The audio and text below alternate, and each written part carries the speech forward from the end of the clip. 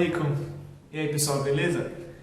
Então, hoje eu vim trazer um vídeo que eu estava pensando há um tempo já trazer, né, que eu acho que é muito importante de falar, que é sobre a Guerra Civil Líbia, na verdade a Segunda Guerra Civil Líbia, que ela é um caso muito específico e que vale muito a pena de estudar, não só para entender um aspecto diferente, né, da Guerra Civil como um todo, mas também que ela tem coisas muito interessantes a gente aprender aqui no Brasil, estudando ela. Antes de começar a explicar sobre a Segunda Guerra Civil Líbia, a gente precisa entender primeiro como que estava a situação lá antes, né? O que aconteceu na Líbia para estourar uma guerra civil, né? E se a segunda, como foi a primeira, né? E tudo mais. Tudo começa com um sujeitinho que é famoso, chamado Muammar Gaddafi, que reinou, vamos dizer assim, por várias décadas na Líbia, desde os anos 70, na verdade um pouco antes até 2011. Então, como todas as ditaduras, tem gente que fica muito feliz e gente que fica muito brava, né, com quem está governando. Ele é um cara um cara bem controverso, né, que tem muita gente que acha que ele era um maníaco, um maluco, excêntrico, e tem gente que acha que ele era muito bom, que ele fez muitas coisas boas, né? Agora, a gente tem que ser assim, como sempre que eu falo aqui no meu canal, a gente tem que falar o que tem para falar de bom e tem que enxergar também o que tem de ruim em tudo, né? Nada é 100% bom nem 100% ruim. Mas então, o Gaddafi, ele tem os dois lados que falam, né? Então, tem razão, né? Ele era bem extravagante, né? Ele era um ditador e tinha várias coisas ruins que acontecem como em toda ditadura, com certeza. Só que também ele trouxe muitos benefícios para a Líbia, né? A Líbia era um país muito pobre e com o Gaddafi ele conseguiu assim alavancar bastante, não só a economia, mas o país como um todo, né? Ele conseguiu desenvolver bastante a Líbia. Tanto que a Líbia, por muito tempo, foi assim o farol da África, né? Pelo menos da África ali da metade para cima, né? Para não falar acima do Saara, porque alguns para baixo ainda também enxergavam assim a Líbia. Mas a Líbia, independentemente, era um farol, né, que chamava muita atenção não só daqueles países africanos, mas do mundo inteiro. Tanto que ele tinha uma certa liderança ali regional, para não falar continental, e ele até chegou a propor uma moeda pan-africana, né, como se fosse um euro, né, só que da África, com base na moeda líbia, né, porque naquele momento a moeda líbia era bem forte, né, para aquele contexto. Além disso, ele também liderou o país em vários eventos, né, e inclusive uma guerra contra o Egito, relativamente no começo do seu governo, que assim deu uma força para ele, né, porque a Líbia, com um poderio muito abaixo do Egito, conseguiu se sair até que bem na guerra e conseguiu um acordo benéfico, vamos dizer assim. Então, apesar de tudo que tem de ruim, né, uma ditadura e tal, ele foi vamos falar assim, um bom governante para a Líbia, né? Apesar de não para todos os líbios, com certeza, né? Sempre tem aqueles que são prejudicados. Até por conta de todo esse avanço econômico, muitos europeus, né, muitos ocidentais, vamos falar como um todo, porque também tinha os americanos e tal, eles se viram, né, nessa oportunidade e investiram muito, né? A Líbia tinha uma importância muito grande econômica para os países europeus também e os Estados Unidos. Até por conta da questão da proximidade geográfica, né, com a Europa, principalmente com a Itália, que a Líbia, para quem não sabe, foi uma colônia italiana por um certo tempo, até a Segunda Guerra, e até hoje, pelo menos até o começo da Primeira Guerra Civil, tinha muita presença estrangeira economicamente, né? Tinha muitas empresas estrangeiras ali atuando que se aproveitavam da estabilidade e da condição econômica que o Gaddafi gerou para a Líbia, né? Só lembrando que eu estou resumindo bastante a situação toda, né? Só para direcionar vocês, para quem não tem uma base, né, nesse assunto. Mas, continuando, quando começou a Primavera Árabe, começou na Tunísia, que é vizinha da Líbia. E assim, ela abriu uma janela de oportunidade para esses países ocidentais, mudar, vamos dizer assim, mudar os governos desses países que apesar de vários serem já parceiros deles, eles podiam colocar parceiros que fossem mais parceiros, né? Podiam colocar governos mais pró-ocidentais, assim, de uma forma mais ideológica, né? Menos religiosos, menos nacionalistas e mais pró-ocidente. E foi nesse contexto que também aconteceram várias revoltas, que na verdade foram essas, né, a Primavera Árabe, mas que abriram assim a possibilidade para que outros grupos internos subjugassem os que estavam antes do poder, né? Que foi o que aconteceu em várias, né, ali e tal, como por exemplo o Egito, né, que é um dos famosos também, e na Síria tentaram o que a gente está vendo até hoje, a guerra civil na Síria. Mas o que acontece? Na Líbia, alguns grupos que não eram favoráveis ao Gaddafi se aproveitaram do momento também para se rebelar, principalmente nas duas principais cidades, que é Trípoli, que é a capital, e Benghazi, que é uma importantíssima cidade, se levantaram contra o regime do Gaddafi.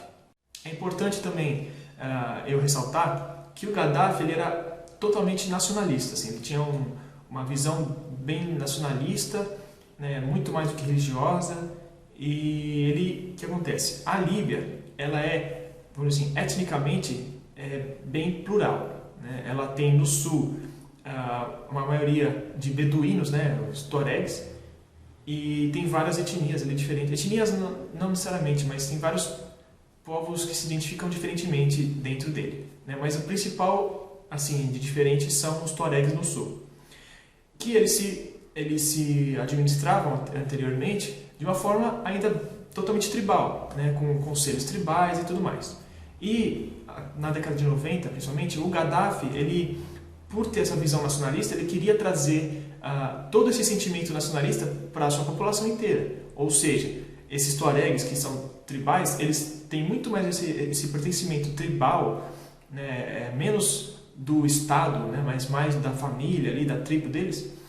O Gaddafi ele escolheu, ele teve uma série de medidas que buscavam diminuir muito essa questão tribal e trazer essas tribos para o contexto nacional. Então ele suprimiu um pouquinho a questão dos conselhos tribais e colocou conselhos administrativos assim do Estado, né? E isso desagradou bastante esses povos tuaregs, né, beduínos, que desde então ficaram com aquele pé atrás, para não falar outras coisas, né, com o governo central.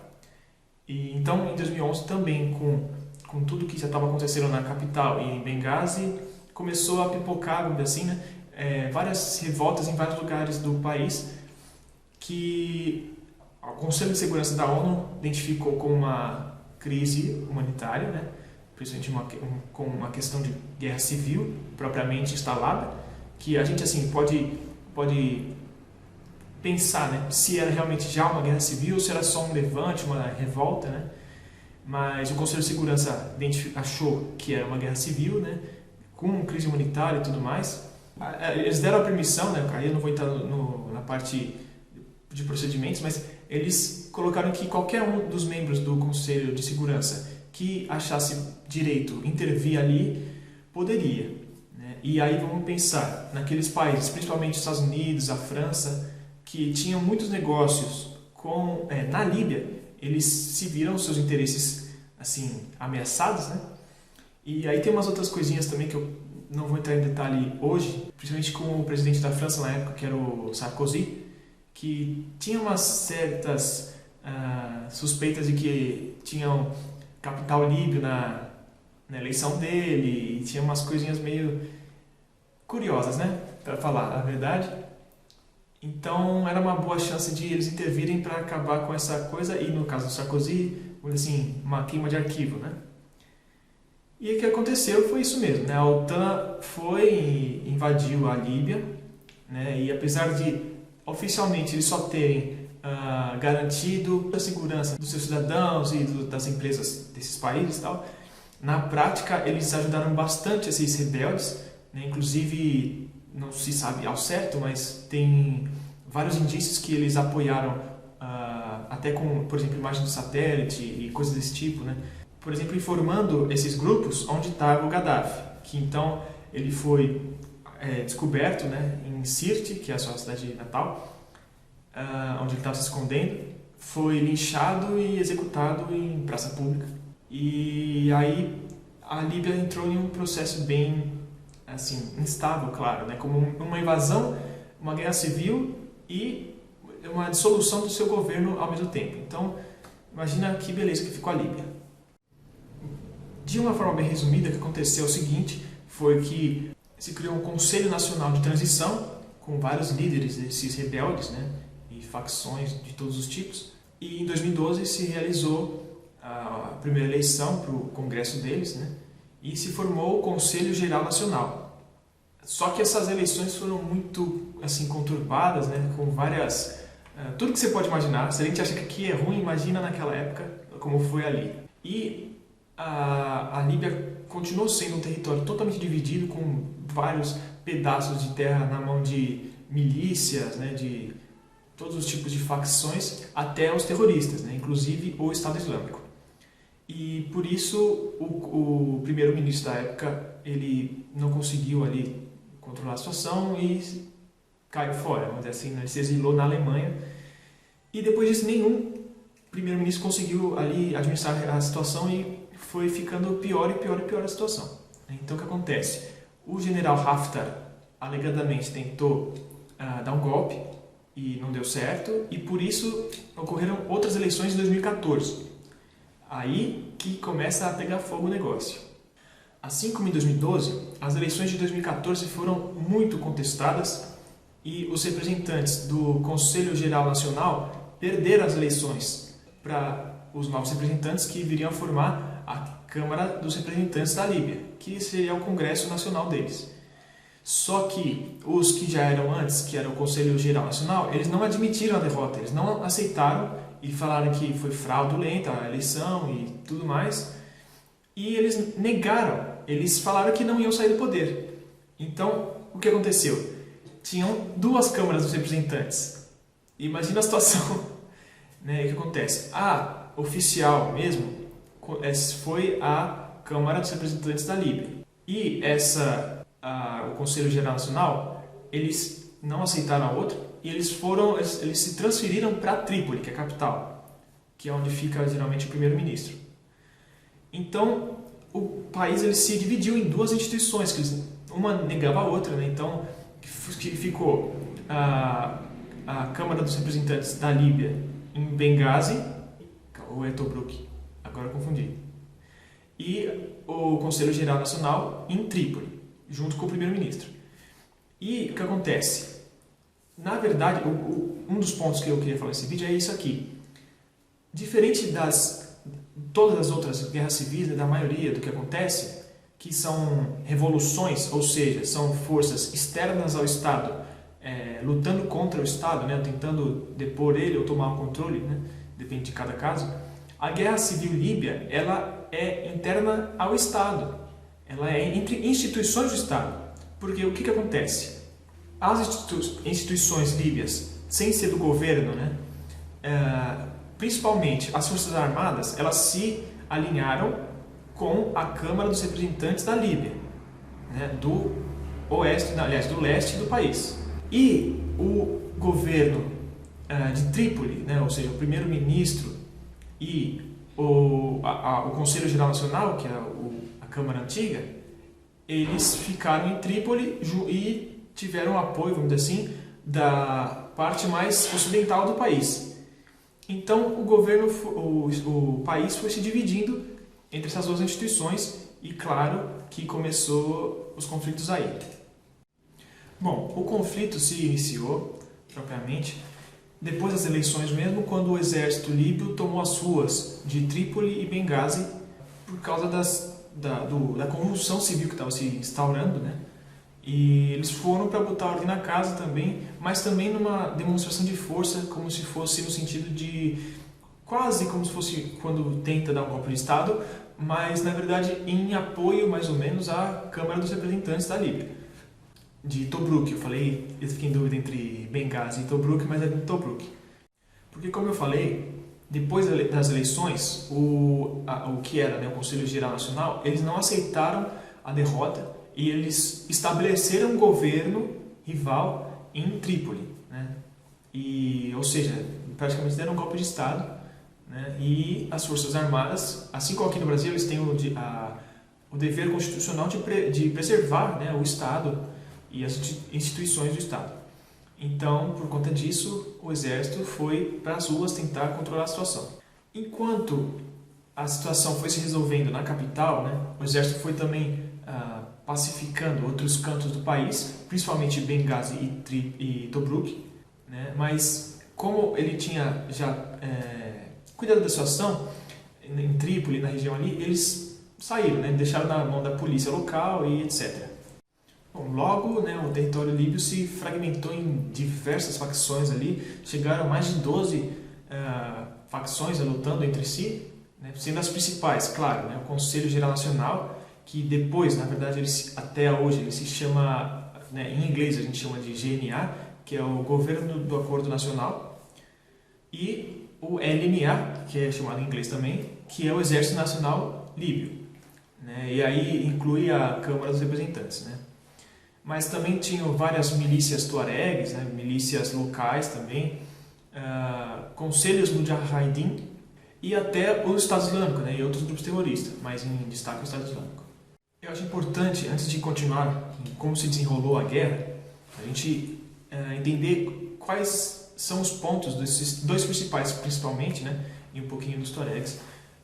Que os tuaregs eu já expliquei, na verdade, mas principalmente o GNA e o LNA, que eles são assim consideravelmente diferentes. Dá para entender ali como foi a própria distensão entre duas partes da população do país mesmo, né? Foi uma divisão total do país, né? Por conta disso que se tornou uma guerra civil, mas também por essa questão institucional também, né? Mas vamos lá. O LNA, ele tem um caráter muito mais nacionalista, né? Muito mais no sentido também de pragmatismo, assim, no sentido não tem nenhuma visão religiosa nem econômica, é puramente nacional, né? É na verdade a preservação do Estado líbio que a gente conhece, né? A preservação do Estado líbio, totalmente. O GNA, na verdade, ele já é um pouco diferente. Ele é o que a gente chama, né, de islamismo político, que vamos dizer assim, é uma ideologia não de direita e esquerda que a gente tem aqui, é uma questão mais religiosa ou não religiosa no sentido de ser muçulmano por princípio e querer o Estado muçulmano, ou é contra os mais secularistas, que fala, né, os mais laicos, vamos dizer assim, né? Essa é uma principal diferença, e até por conta disso que tem uma boa parte dos apoios entre esses dois países, né? Então, o que acontece na Líbia com o GNA é muito próximo do que acontece na Turquia com o Erdogan. Como eu falei dos apoios, né, também vou já deixar aqui claro, né, que só para vocês entenderem, perceberem como que é uma questão diferente do habitual, né? Aquela questão que a gente sempre pensa, esse grupinho contra aquele grupinho, né? Olha os apoiadores do LNA, né? Os principais seriam o Egito, a Arábia Saudita, os Emirados Árabes Unidos, mas também a França e a Rússia, né? Esses todos, esses são os principais, né?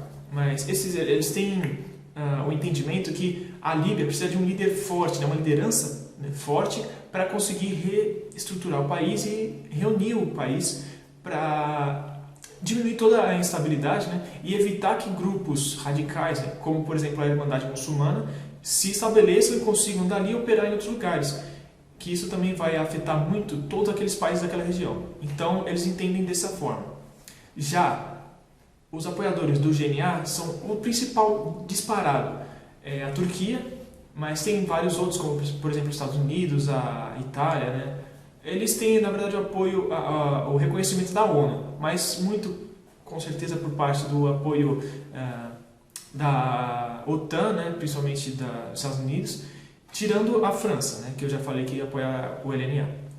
O principal que a gente tem que entender é a Turquia, porque assim, é muito mais do que os outros. Os outros eles são só um apoio mais político, assim, mais de declaração. Agora a Turquia não, a Turquia é enfática, eles fazem o que dá. ali, até por conta que é um país muito ideologicamente aparelhado com a Turquia também, como eu falei, né? Mas isso eu vou explicar um pouco melhor mais pra frente, e é só pra gente ter uma noção de todo o contexto ali. Mas voltando para a parte do conflito, né? Logo no fim de 2014, o LNA já tinha dominado a maior parte do país, né? Só que no ano seguinte já começou o Estado Islâmico a desempenhar um papel mais importante, né? Que eles conseguiram conquistar uma faixa importante de território e principalmente a cidade de Sirte, que eu falei que é do Gaddafi, né? Que ele nasceu e que ele morreu, mas que é uma das principais cidades da Líbia também, porque tem um porto muito importante. E o Estado Islâmico foi assim dominando principalmente a faixa central da Líbia, né, e atacando os dois lados, né, não dá para falar que era influenciado por alguém, não. Ele atacava os dois lados e tal, né. E acho que é interessante destacar também que a cidade de Benghazi, ela ficou por um bom tempo na mão daqueles conselhos Mujahideen que eu falei, né, não foi só lá, mas Benghazi em destaque, que demoraram um tempão para conseguir para o LNA conseguir submeter, né? Então, que durou foi um cerco que durou bastante tempo. Os tuaregs também se mostraram como um ator relevante nesse conflito, nesse momento que eles conseguiram dominar uma faixa bem grande de terra também, e por isso são um ator relevante. Seria tipo a terceira força desse conflito. Em 2016 aconteceu um outro acontecimento muito importante, que foi a formação propriamente do GNA, que até ali era o Conselho Geral Nacional ainda, né, que foi juntando várias partes do governo, né, com, por exemplo, a polícia ali da região metropolitana de Trípoli, etc., que eles formaram esse governo novo, sob a liderança do Fayez al-Sarraj, que é o primeiro-ministro até hoje. E foi nesse ano também que o Estado Islâmico foi derrotado, que ele perdeu os seus principais territórios na Líbia, e que era principalmente no meio do território do GNA, que conseguiram retomar uma boa parte desse território e principalmente o porto de Sirte. Até aquele ponto, o apoio internacional era muito mais discreto para os dois lados, né? Só que em 2017, o LNA ele conseguiu um apoio maior, principalmente do Egito, né, e dos Emirados Árabes, no quesito de apoio material, né? Eles começaram a receber um pouco de material, né, que já estava começando a precisar ali, né?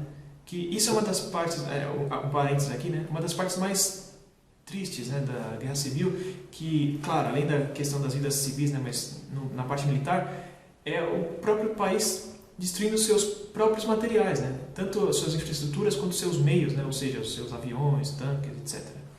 Né? E isso eu acho uma das coisas mais tristes. Mas, voltando aqui, né? Os militares líbios, eles receberam vários equipamentos, né? E aqui eu vou destacar principalmente o Mi-24, né? O helicóptero russo, que fez uma graça bastante grande ali na Líbia, né? A carruagem do diabo, que chamam, né? Desempenhou um papel muito importante, né? Que não só com ele, né? Mas com vários equipamentos que eles receberam, eles conseguiram uma vantagem muito grande em questão militar contra o GNA e contra os beduínos também do sul. Tanto que, nesse mesmo ano, a GNA perdeu mais da metade do seu território, né, que basicamente eles ficaram só com a região metropolitana de Trípoli sob seu controle, né? Ou seja, isso chamou muita atenção, não só ali na guerra, mas de vários países, e nesse caso da Turquia também.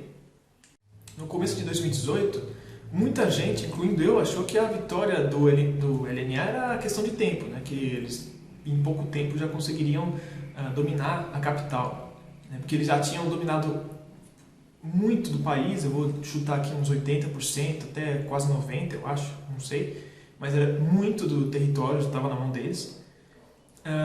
Só que o Tayyip Erdogan, né? Recep Tayyip Erdogan, que é o presidente da Turquia, ele viu que o seu governo, que era mais alinhado, né, dele, estava para perder a guerra, estava na iminência de perder. Então ele resolveu apoiar mais diretamente. Só que isso estava muito discreto ainda, assim. Demorou um bom tempo para todo mundo perceber que estava tendo esse apoio. Tanto que foi uma surpresa muito grande quando a LNA resolveu fazer um ataque, né, teve um cerco de Trípoli, né? Inclusive eles chegaram a entrar na cidade de Trípoli e ficaram a alguns quilômetros só do governo, né? da base do governo do GNA. Só que o GNA, contrariando tudo, conseguiu resistir, né? Então isso foi uma surpresa grande, que eles demonstraram uma resistência muito maior que o normal, inclusive conseguindo fazer alguns contra-ataques e conseguindo alguns territórios de volta. E isso foi uma surpresa muito grande, como eu já falei, né? E depois se descobriu que era o apoio da Turquia, já que eles estavam principalmente com material ali no momento, mas aos poucos eles começaram a ampliar a sua participação ali, vamos dizer assim, né?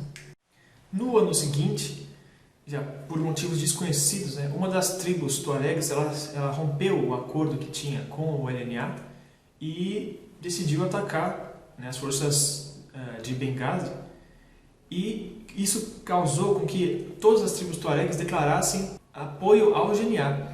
Então isso deu uma reforçada, né, no GNA e abriu novas frentes contra as forças do general Haftar. E isso intensificou muito, né, os conflitos naquele momento, né, até teve início a operação de Fezzan. Só que apesar disso, teve um sucesso político que tiveram as eleições locais, né, em todo o país, e elas funcionaram bem. Então isso foi um grande avanço para politicamente, né, ter uma união, vamos dizer assim, né? Todos perceberam que politicamente ainda existia essa esperança, vamos dizer assim, né? Só que até por conta do escalonamento, né, que teve ali com a nova ofensiva, né, e com o novo fronte que se abriu, uma conferência que ia ter, que discutiria as eleições nacionais, ela teve que ser adiada, né? Aí que começou uma parte interessante, né, de a gente analisar, que tem muito a ver também com como se desenrolou na Síria, né? A Turquia começou a ter uma participação muito mais presente, que na Líbia eles começaram a enviar milhares de mercenários sírios, né, que reforçaram a GNA, né, e aí possibilitou até uma contraofensiva, né, do GNA, né, que foi a Operação Inundação da Dignidade, que foi aquilo que eu falei, eles conseguiram travar o avanço do LNA na capital e avançar, né? Eles conseguiram reconquistar uma boa parte do território, e esse apoio todo, né, esses novos mercenários, fizeram com que o conflito se escalonasse bastante, né? Ele ficou assim, muito intenso naquele momento. Eu lembro muito bem, né? Eu acompanhei essa guerra quase desde o começo, né? E eu lembro que nesse momento estava muito intenso, né, o conflito. Só que assim, o envio desses mercenários chamou muito a atenção do sistema internacional inteiro, porque assim, é uma guerra civil, é um conflito interno, né? Apesar de sempre ter uma coisa ou outra, mas é um conflito interno. E a presença de não só mercenários de outros pontos, né, que isso pontualmente até que é normal, mas eram muitos de um outro lugar e ainda por intermédio da Turquia. E a Turquia estava se metendo no conflito. Então, se questionou bastante essa questão, porque era assim, briga de marido e mulher, você não mete a colher, né? E a Turquia estava metendo muita colher. Isso chamou a atenção de principalmente ali os vizinhos, né, mas em destaque o Egito, porque se esse conflito se expandisse, poderia, né, assim, levar a guerra para toda a região, né? Então ia sair de uma guerra civil para escalonar até uma guerra regional. E isso, claro que ninguém quer, né? Mas um dos principais que ficaram mais preocupados era o Egito, porque ele era principal ali, um dos mais próximos que poderia ser afetado, né? E também, uma coisa que não é muito conhecida por aí, o Egito tem uma certa desavença com a Turquia. Eles não que eles tenham um problema muito grande, mas também não se dão tão bem. Então esse é mais um ponto que aumentou muito as tensões. Com a entrada da Turquia nesse conflito, né, abriu a porta para que outros países entrassem, né? E como eu falei, o principal era o Egito, que ele chegou até a deixar todo o seu exército em prontidão de batalha, e ele enviou uma boa parte dele já para a fronteira com a Líbia. O Egito quase entrou também no conflito, né? E os próprios Emirados Árabes também, eles deixaram assim, tropas em prontidão. Eles estavam prestes a enviar tropas ali para o LNA. Graças a Deus que eles não chegaram a tanto, né? Que senão com certeza a guerra ia ter aumentado muito de intensidade, né? Vai saber onde que podia chegar, né? E a impossibilitar o desfecho que a gente está se caminhando, que eu vou chegar mais para frente. Claro que a balança de poder nunca falha, né? Ela sempre precisa estar em busca do equilíbrio, né? E o Haftar, né? O general Haftar, que também é conhecido como Califa Haftar, que ele é o líder da LNA, para quem não sabe, né? Ele é o chefe do exército nacional líbio, mas também por conta da guerra ele foi escolhido como líder de todo o LNA, então ele é o marechal mesmo, né? Ele é o líder de todas as forças armadas e por consequência de todo o estado de Benghazi, vamos dizer assim, né? Da Câmara.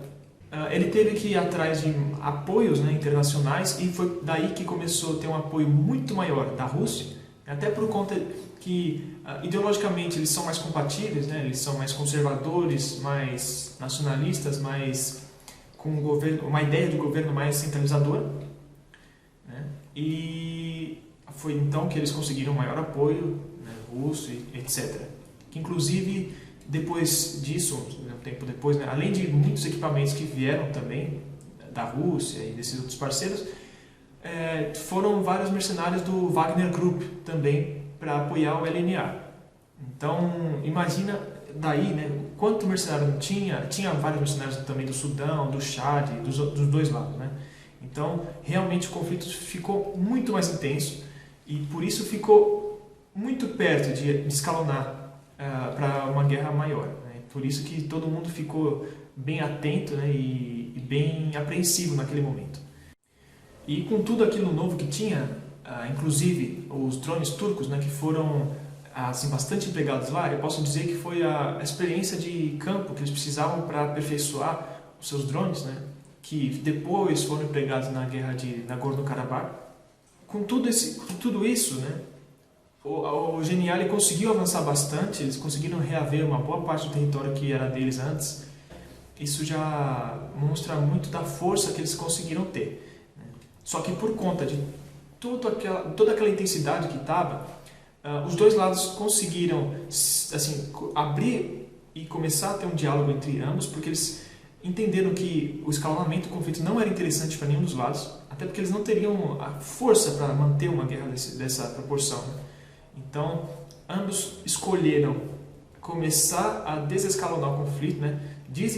Desintensificar, né? Mas ainda continuaram tendo conflitos, e claro, né?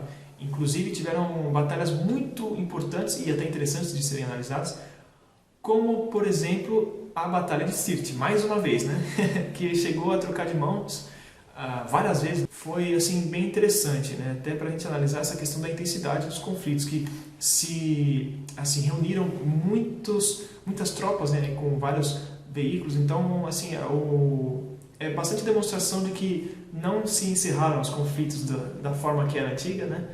Que muitos falaram que não ia ter mais, né, por conta que acabou a Guerra Fria, que não tem as armas atômicas e que guerra não ia ter mais, esse tipo de coisa, né? Que um monte de gente fala sem saber nada, né? Mas isso mostra que a guerra é uma parte inerente da humanidade que não tem como a gente se livrar, ela só vai mudando de forma. Mas voltando à parte filosófica, né, assim, tiveram várias batalhas importantes, como eu já falei, até que o front, né, se estabilizou, que até o ponto que está hoje. Essa ofensiva do GNA, ela foi chamada de Operação Vulcão da Fúria, né, só para quem tiver interesse. E uma outra batalha também que é importante a gente falar é a Batalha de Misrata, né, que também é uma cidade costeira, que é muito importante, que também foi por ela que uma boa parte dos reforços turcos vieram depois. Bom, aqui a gente chegou no ponto que a gente está até hoje, né, em questão territorial. A destruição que estava ficando na guerra, né, tudo que estava acontecendo de ruim, né, por exemplo, o pessoal da GNA começou a ter vários problemas com os mercenários sírios, né, até entre eles mesmos, né, com problemas com a população local, né, e várias coisas que tem. Tudo isso começou a desgastar demais os dois lados, né? Então, porque afinal vamos pensar que são dois lados do mesmo país. Então, você vendo toda a destruição, toda a ruína que você está vendo no seu país, toda a sua população toda ferrada, para falar outra coisa, né? Então, isso começou a pesar demais, né? Então, os dois lados começaram com aquele diálogo que já estava acontecendo um pouco, eles começaram a intensificar, né, começaram a negociar um pouco melhor, e então eles resolveram sentar para conversar finalmente. Por conta daquele medo, né, que eles tinham, né, de escalonar a guerra, né, para que ela se ampliasse e tal, vendo tudo isso que eu acabei de falar também dos mercenários e tal, eles, assim, a Líbia já estava sofrendo com um embargo de armamentos que não estava sendo muito respeitado, né, mas eles concordaram que não era para receber mais equipamentos, né, então os dois lados pararam de receber aquele apoio mais intenso dos dois lados, né, e o principal aqui foi que os dois lados acordaram com mandar embora todos os mercenários, né? Eles não teriam mais mercenários. Isso ajudou bastante já a dar uma aliviada bem grande no conflito, né? E logo os mercenários sírios, principalmente, né, foram mandados embora, que foi cerca de 20 mil mercenários sírios foram enviados para a Líbia, né? E isso permitiu com que os dois lados criassem uma certa confiança um no outro, né? Assim, no ponto de poder negociar realmente. Então, os dois lados sentaram e conversaram e conseguiram acordar um cessar-fogo.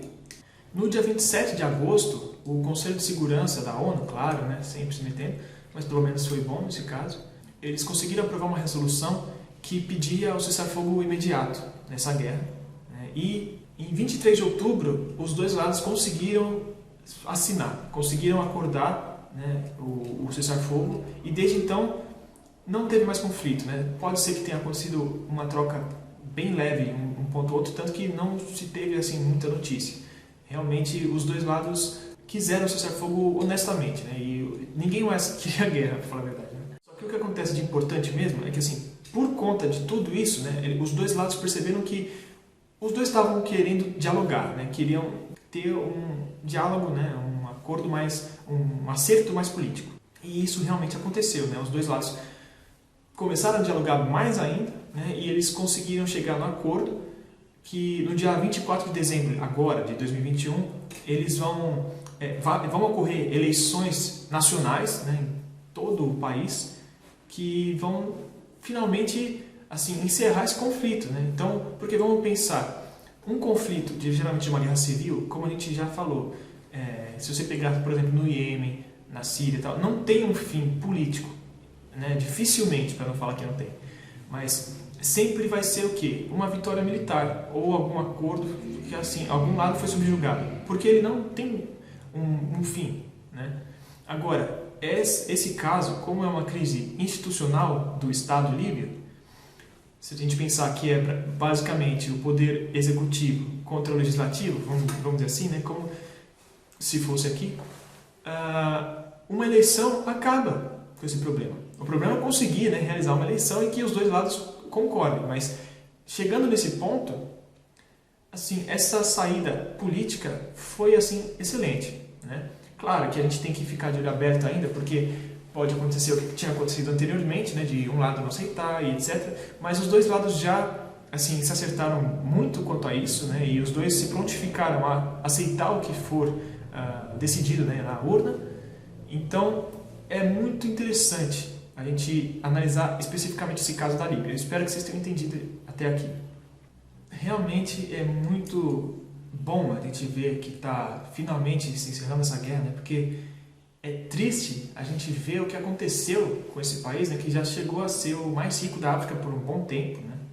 E a gente vê o que acontece e é muito triste, né? Principalmente essa questão institucional.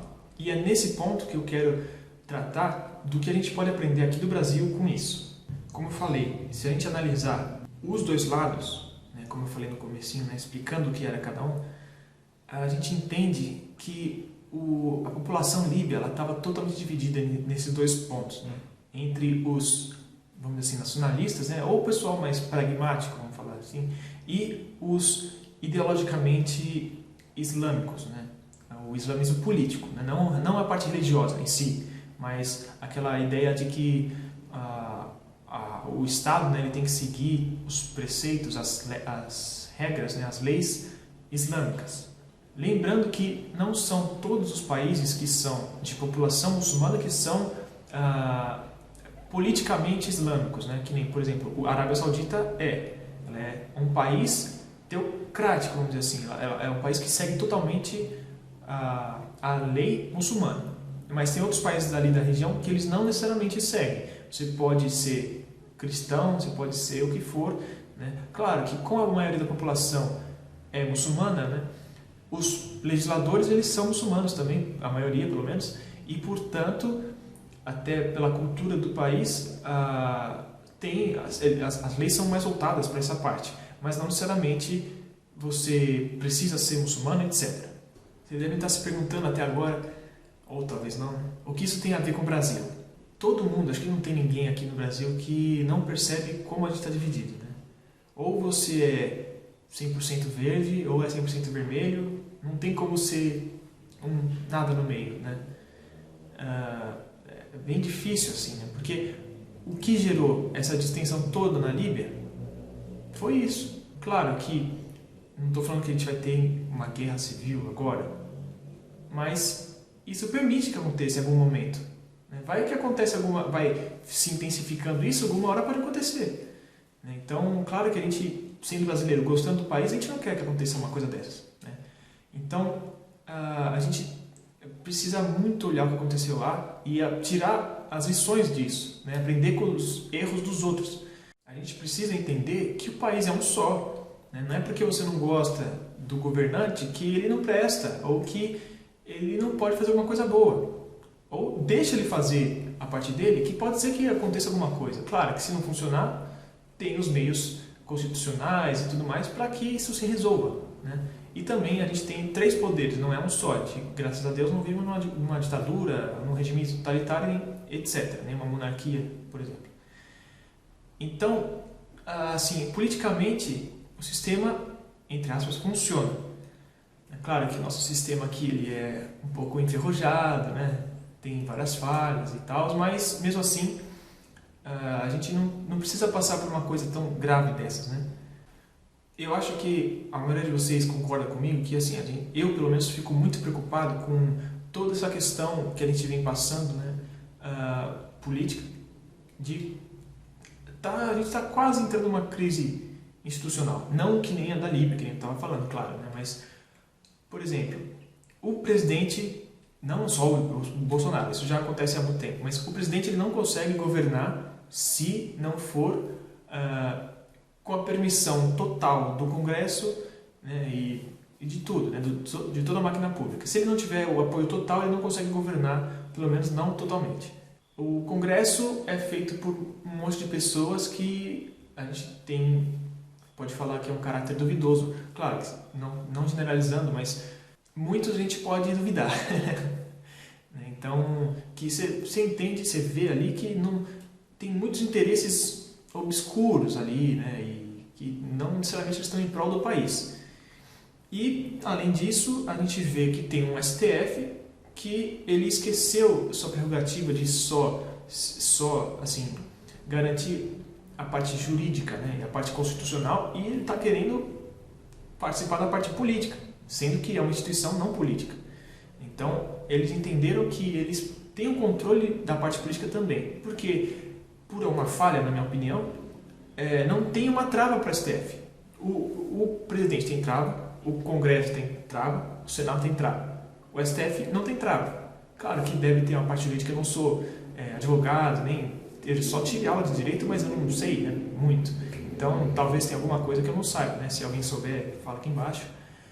Mas, pelo que eu saiba, não tem uma trava, pelo menos muito grande. Então, o STF meio que pode mandar e desmandar. E é o que está acontecendo, né? Porque não entrando na parte política, não é apoiando nem sendo contra ninguém, mas o STF não pode falar uma coisa, né, para não falar nenhum caso específico, não pode falar uma coisa e depois falar o contrário disso, né, no momento que convém. Né? Se ele decidir uma coisa, ele decidiu uma coisa.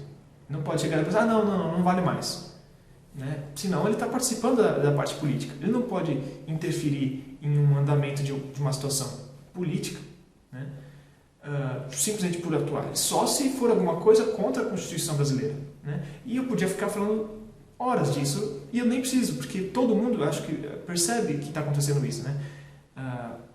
Então tem muita coisa assim que está causando uma certa um descontentamento muito grande na população, né, e eu me incluo nessa, que vamos seguir a linha do que aconteceu na Líbia, em algum momento por aí, pode ocasionar alguma coisa. E é claro que a gente não quer isso. Então, acho que a gente tem que ficar de olhos muito abertos, né, e aprender, como eu já disse, né, aprender com os erros dos outros. Né? Então, aprender com o que aconteceu na Líbia. Eu falei muito já, né, hoje, e eu espero que vocês tenham entendido ou compreendido o meu raciocínio, né, aonde eu quis chegar, principalmente nesse final. Espero que esse vídeo tenha contribuído de alguma forma para ampliar seus entendimentos, né, com você. E se você gostou, né, eu já peço aquele de sempre, né, o like, já se inscreve no canal se você ainda não for. Não esquece de ativar o sininho. E se você gostou, né, ou não gostou também, deixe os comentários aqui o que você gostou ou não gostou, críticas, sugestões, alguma coisa que você gostaria que eu falasse em outros vídeos. E, por favor, compartilhe esse vídeo e o canal, né, com os seus amigos, sua família, quem você acha que gosta desses assuntos, quem pode aprender mais, ou quem precisa aprender mais. E é isso, eu agradeço muito o apoio de vocês e principalmente se você assistiu esse vídeo até aqui. Por hoje é só isso e até mais.